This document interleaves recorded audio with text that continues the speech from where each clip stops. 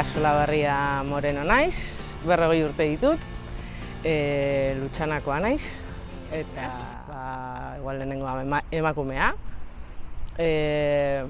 Bigarrena gaztea, gazte sentitzen naiz, nire adina kontuan izan gabe, gazte naiz, baina, bueno, gazte sentitzen naiz, izaera gaztea dudala, uste dut. Bihurri pixka bat ere, naizela, baina aldi berean nahiko formala, eta oro har arduratsua, eta nire lagunen laguna. Bueno, Periko Solabarriaren alaba izateak ere markatu egin didala, ez? Bere irudia edo figura edo bere izateko ere, bueno, eta amak ere, ama antzerakoa zan, eta balore batzuk bueno, eman zizkiguten. Eta nik beti komunidadearekin oso lotuta sentitu naiz. Adibidez, nik txiki-txikitatik, 14 urtekin eguzki elkartean hasi nintzen, baina futbolean, dantza taldean, auzoari, Lutxanari oso lotuta egon naiz. 14 urte nituenetik joan nintzen erarte. Eta jai batzordean ere egon nintzen, auzo elkartean, mugimendu ezberdina, ikasleen mugimenduan. Eta, bueno, azkenean aukeratu nuen karrera esan igual aitarengatik, baizik eta nik zientzia politikoetan ikusten nuen denetari jakin ahal nuela, ez? Historia ikasten zen, ekonomia ikasten zen, zuzenbidea ikasten zen, eta horrek ematen zidala ikuspegi oso zabala, ez? Mundua edo gizartearekiko ikuspegi oso zabala. Gero, bueno, beti nire atzetik ibili dira gizarte mugimenduak, edo Galiziara joan nintzen azkenengo urtea, lasaitasun pixka bat bilatzen, eta prestiz urtea izan zen. Beraz, bueno, saltza batzuetatik beste batzuetan nahi gabe, baina, bueno, holan sortu zen, ez? Eta gero bueltan, bueno, nire unibertsitateko irakasleek sortu egin zuten parte hartze masterra, eta, bueno, elkarteetan aritu izan, esaten nuen, bueno, nik honetaz zer badakit, eta gehiago jakin nahi dut, ez? Eta behin horretan sartuta gauza bat bestera eraman ninduen, ez? Hasi nintzen, lehenengo lana izan zen fundazio batean, gazteekin eta enpresa, gero etorkinekin, gero pasatu nintzen voluntariotza elkartei aholkularitza zerbitzu batean, eta azkenik Amnistia Internazionalen eta orain zuzendaria naiz, zuzendari eta gerentzia eramaten dut, 1000 voluntario baino gehiago dekon elkarte batean. Orduan, bueno, ez dakit, pixka bat nire ibilbidea edo nire bizitza grina eta lan grina edo lan profesionala batu egin ditut. Bai, Solabarria edo Perikoren alaba izatean markatu egiten zaitu gauza askorengatik. Berak izan duen pisuagatik, berak eramandako burrukagatik, eta azkenean batetik jendeak ezagutzen zaitu. Eta anonimatasuna ezakire, galtzen dozu pixkat, ez? Eta bere alde ona, azkenean nire aita oso maitatua izan den pertsona bat izan da, eta oso respetatua, baina badeko bere alde txarra ere, azkenean zure familia edo zure pertsona publikoa da maila batean. Markatu egiten ditu bere bizitza ez dalako, edo nire familiako bizitza ez dalako izan arruntena. Ez, nire etxean beti egon da jendea, adibidez, niri gustatzen zait pilo nire etxean ere jendea egotea, ateak irekita, beti askotan ere, pertsona askorentzat ere, ni izan naiz nire aitaren jarraikortasun bat, ez? Orduan, niri ere etorri zait jende asko laguntza bila. Eta, klaro, batzutan, ni ez naiz nire aita, ez? Eta ezin izan dut, erantzun behar, edo jendeak espero zuena. Eta, bueno, nik gustora hartzen du jendea nire gana etortzea, baina batzutan, ezin zara denetara heldu, ez? Eta batzutan ere urrundu egin nahi izan dut, hori, ez dakit, anonimatosun bila, edo, bueno, azkenean jendea bai, baldintzatu egiten duelako, igual espero du edo jartzen zaituz dakinon, eta azkenean deno gara pertsona igualak eta berdinak, eta esan zen idanean itxasadarra, nola markatu egiten gaitun, eta bar. Eta hori nintzen, zer da, zen nik asko, ez gara asko hurbiltzen egia da, Lutxanako jendea ez gara, igual txikitan gehiago, baina bai markatzen gaituela, edo pentsatzen egon nahi zer esan nahi edo nola markatu egin nauen, eta pentsatu eta bueltak ematena muga bat bezala, edo bukaeraren hasiera bat. Eta nik uste hor nire aitaren figura, edo nire aitaren beti esaten zuena, Triano edo Laskalizatik behiratzen zuenean, bestaldean argia dago, itsasoa hondartza dago, eta hemen ez dago ezer, hemen pobrezia, Eta hori bai oso barruan darama da, ni zonalde honetakoa da, naiz. Ezkerraldekoa eta mehatxaldekoa. Eta batu egiten ditu, askotan esaten dut, zu nongoa zara. Eta nik esaten dut, Lutxanakoa naiz, baina Trianokoa naiz. Ni Trianon ez naiz bizi inoiz, baina nire aita, nire ama plazan jaio zan, Trianoko plazan, nire amaren familia guztia Trianokoa da. Eta nire aitan bizi izan zen, Portugaleten bizi izan zen, gero ni Lutxanan, orduan Lutxanakoa sentitzen naiz, baina mehatxalde eta ezkerraldea da nire lurraldea, Eta muga itxasadarra da.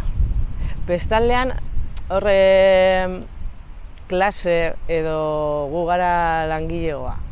Hori oso barneratuta dekot. Eta bestaldean badau jendea, baina ez gara gu. Eta gero beste gauza bat ere, adibidez Errontegi Zubia, Orduan Errontegi Zubia nire aitan lan egin zuen hor, eta nik adibidez oso buruan dekot irudi bat, txikitako irudi bat, nola eskolatik bueltatzen ginenean, nola langilea justo zonalde honetako lekuan, obra antolatzen zuten lekuan, hor beti langile guztia zegoen olako egurrezko iturri bat, bota garbitzen zituzten gukaita hartzen gendun eta etxera etortzen ginen. Orduan, Errontegi Zubia itxasadarrekin lotzen dut, baina gurea bezala. Ez dakitasuna badagoela, baina igual elkartasuna gehiago oso gertukoekin, oso gurea sentitzen dugunean. Azkenean gero eta individualagoak gara, eta komunidade edo talde sentipena galtzen ari gara. Orduan, horrek gizarte arazo komplikatua dakartza. Eta, ez dakit, ikusten dudana da, pasatu garela, zentratu egin dugula gizarte bizitza eredua, lehen dana zan lana, gure bizitza lanean zentratzen zan batez bere, ezkerraldean bizi izan dugun ontzat, edo langileak izan garen ontzat, Eta orain, uste dut beste aldera pasatzen ari garela. Esfortzuaren balorea galdu egiten ari dela, konpromesuaren balorea galdu egiten ari dela, ni eta nire bizitza eta nire familia eta hori da garrantzitsuena, eta bestea, saiatuko naiz, azkenean gizartea aldatzen joaten da, baina sistema sozioekonomikoa dela eta, ez digutelako erakusten bestera batera izaten. Eta ez dakite, aukera gutxi ere uste dugutela. Azkenean normala da ere bakoitza bere buruan pentsatzea eta aurrera egin nahi izatea eta hobetu nahi izatea. Badago apurtxu bat ere gurea, Dikogu kritika edo reflexiorako momentu gutxi eta ez dugu egiten. Ez digutelako erakusten, baina gu bai ez dugulako mahai gainean jartzen. Badago oso konprometituta dagoen jendea, jarraitzen da. Baina oro har ere, bizi gara nahiko ondo oro har. Hobetu gara eta gure bizi baldintzak asko hobetu egin dira. Eta, hori mantendu nahi dugu. Eta, batzutan ondo bizitzeko, ba ere behar duzu beste alde batera begira, ez? Beste izara bat, nik Ekuadorren bizi izan naiz, denbora baten. Eta niretzako kriston esperientzia izan zen, baina batez ere, ulertzeko, azkenean telebistan ikusten duzu, baina beste sistema batean sartu behar zara, ulertzeko zein ezberdinak izan gaitezken eta zein berdinak garen aldi berean. Eta ze ondo bizi garen barneratzeko, ez? Eta gero bai ulertzeko ona datozenean, kanpoko jendean nola sentitu daitekeen, ez? Ze atzerriko beste herri batean bizi zarenean, niz eta ondo joan, ekonomikoki ondo joan, ikusten ze ahul sentitu zaitezken sistema ezagutzen ez dozunean, ez? Kultura ezagutzen ez dozunean, kontaktuak lagunak ez dituzunean, eta hori beraiek etortzen direnean, hori dena daukate, gehi gainera, arazo edo egoera ekonomiko ostuago bat, ez? Orduan nik uste hurbiltzen zaituela jendeari, bidaiatzea, beste leku batzuk ezagutzea, baina horretarako ere aukera izan behar duzu, eta grina ere, ze jende asko ez deko horren grina. Bueno, ni baikorran, oroar baikorran naiz, egia da, oroar ere gauza askotan, nik sinesten du jendean pertsonengan, eta nik uste, jasan ezina dan egoera batetara heltzen garenean jendean mugitu egingo dela. Epe motxera ez dut uste, ze gainera oin gauz justo mundu horretan da dirua erresa gazteetan nik ikusten dut hori, ez? Erakusten ari diegula dana dela erresa. Arropa gaukate, markasko gauzak, edozein extraeskolar egin dezaketela, ikasteko aukera ia gehienak, badau hemen horren aukera ez denkona, baina, gehiengoa. Eta batez ere hemendik ateratzen zarenean, Euskal Herrian ere ezkerraldea da, baina beste mundu bat da.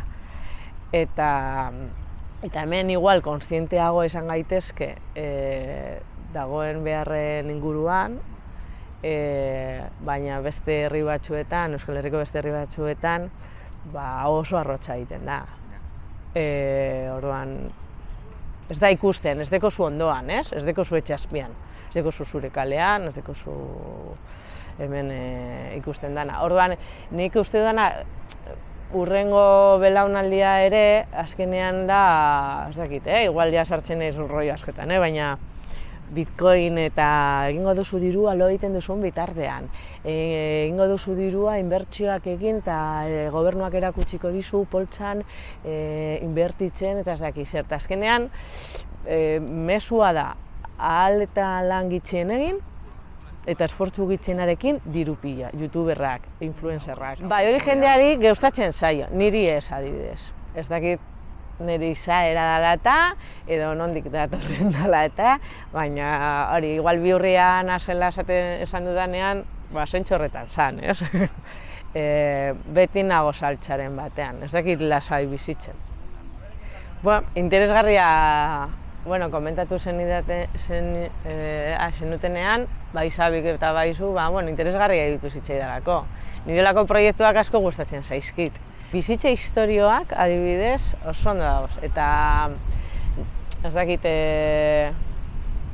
nola esan, la kreatibidad edo jendea lanetik kanpo edo gauzak egitea, pentsatzen dut hau interesgarria izango dela eta proiektu polita izan daitekela jendeari erakusteko nolakoa den jendea, edo nola bizi garen hemen, edo holako gauza asko gustatzen zaizkit. Adibidez, gogoratzen naiz Gallartako museoko voluntarioekin behin bildu nintzela, beraiek eman behar zidatelako aitari egindako elkarrizketa bat, eta esan zen, gure kezka da argazki gutxi ditugula, Trianoko argazki gutxi, eta justo banituen nik argazki pilo bat etxean aitarenak, eta beti nengoen, honekin zer egin, hemenka joian apurtu egingo dira, egin behar da zer honek, argazkia? Ni baditut, danak zuentzat.